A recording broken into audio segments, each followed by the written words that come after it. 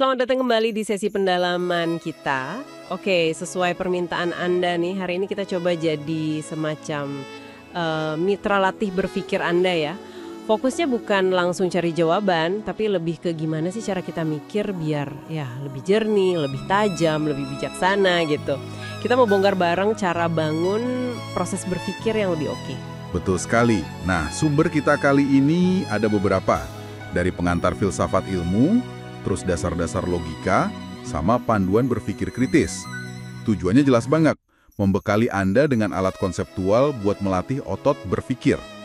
Kita bakal lihat gimana sih pengetahuan itu terbentuk, gimana argumen dirangkai, sama jebakan-jebakan berpikir apa aja yang perlu kita hindari. Ini semua buat menjawab permintaan Anda tadi, untuk menguatkan cara berpikir. Sip. Oke, mari kita mulai latihannya. Langkah pertama nih, dari mana sebetulnya keyakinan atau ide kita itu datang ya? Filsafat kayaknya punya beberapa kacamata dasar nih. Tepat. Ada kubu namanya rasionalisme. Tokohnya kayak René Descartes gitu. Mereka ini percaya banget kalau sumber utama pengetahuan itu ya akal, rasio kita. Kebenaran sejati kata mereka bisa digali lewat mikir logis aja, murni pakai akal. Mirip kayak buktiin rumus matematika gitu deh, nggak harus lewat pengalaman langsung. Menarik. Jadi fokusnya di kekuatan logika internal gitu ya.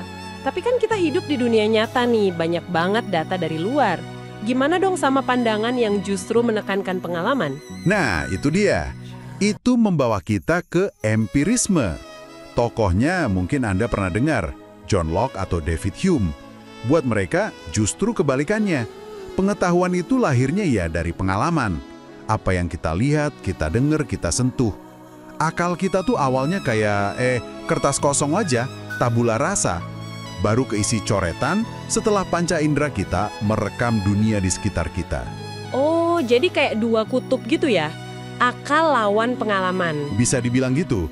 Tapi ya, keduanya, rasionalisme sama empirisme ini sama-sama punya kelebihan, tapi juga ada batasannya.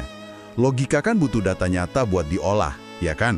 Sementara pengalaman mentah gitu aja perlu disusun juga sama akal biar jadi pemahaman yang utuh. Oke, jadi poin penting pertama nih buat Anda para pendengar, coba kenali kecenderungan diri sendiri. Pas punya gagasan, coba deh tanya, ini lebih banyak hasil mikir logis aja atau emang kuat didukung bukti pengalaman nyata ya?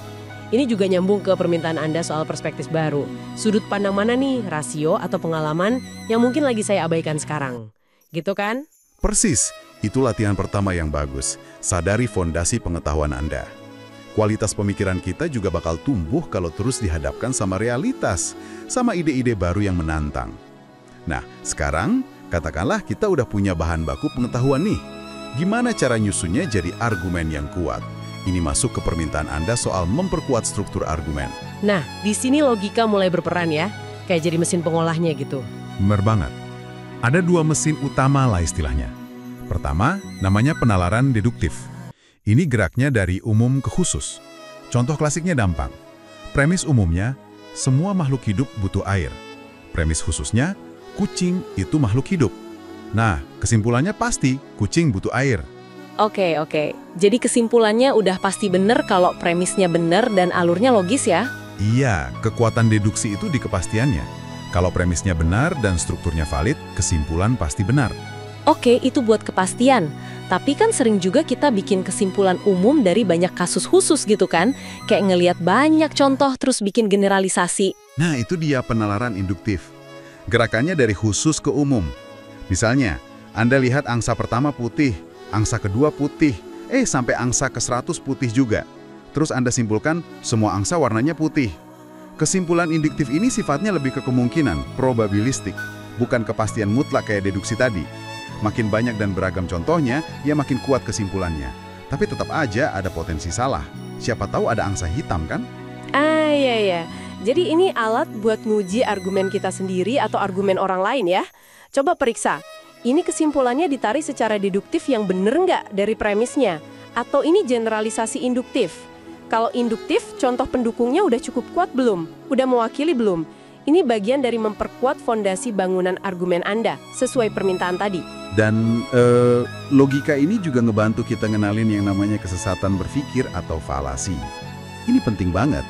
Falasi itu argumen yang kelihatannya meyakinkan, tapi sebetulnya, cacat nalarnya.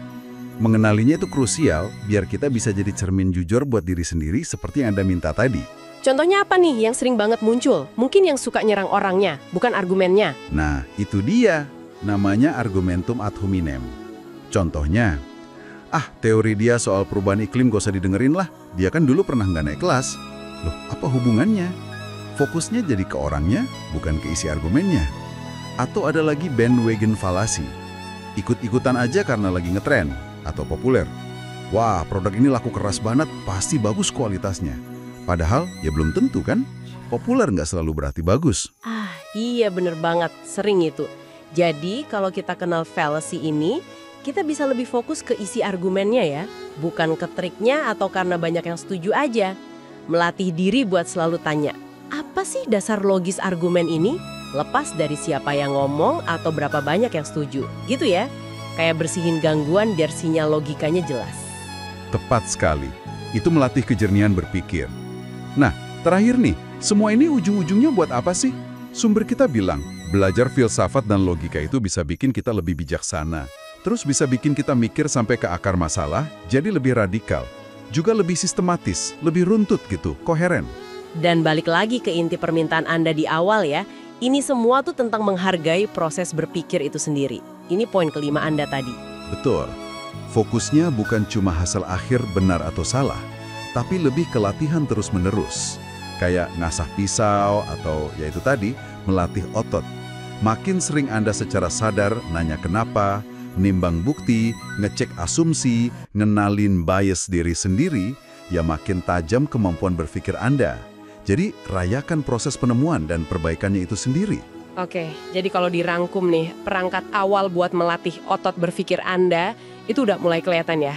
Pertama, selalu kritisi sumber pengetahuan Anda, mana yang dominan, akal atau pengalaman. Kedua, gunakan deduksi dan induksi secara sadar buat ngerangkai argumen yang kuat. Ketiga, waspada sama kesesatan berpikir, baik di diri sendiri maupun orang lain. Dan yang paling penting, nikmati proses berlatih berpikir ini. Ingat ya, tujuan kita di sini bukan ngasih jawaban instan, tapi lebih ke mengasah cara Anda mencari jawaban yang lebih baik. Jadi, teruslah bertanya kenapa dibalik kenapa. Buka diri sama perspektif yang mungkin awalnya terasa aneh atau nggak nyaman. Perkokoh terus fondasi argumen Anda, dan jujur aja kalau ada bias atau emosi yang mungkin lagi ngaruhin pikiran. Nikmati perjalanannya jadi pemikir yang lebih efektif. Nah, sebagai penutup nih, ada kutipan menarik dari filsuf Ludwig Wittgenstein buat Anda renungkan. Batas bahasaku adalah batas duniaku. Pertanyaan reflektif buat Anda. Gimana ya kira-kira pilihan kata dan cara Anda merangkai kalimat sehari-hari itu mungkin tanpa sadar sedang membentuk atau malah justru membatasi keluasan dan kedalaman berpikir Anda. Coba direnungkan ya. Sampai jumpa di sesi berikutnya.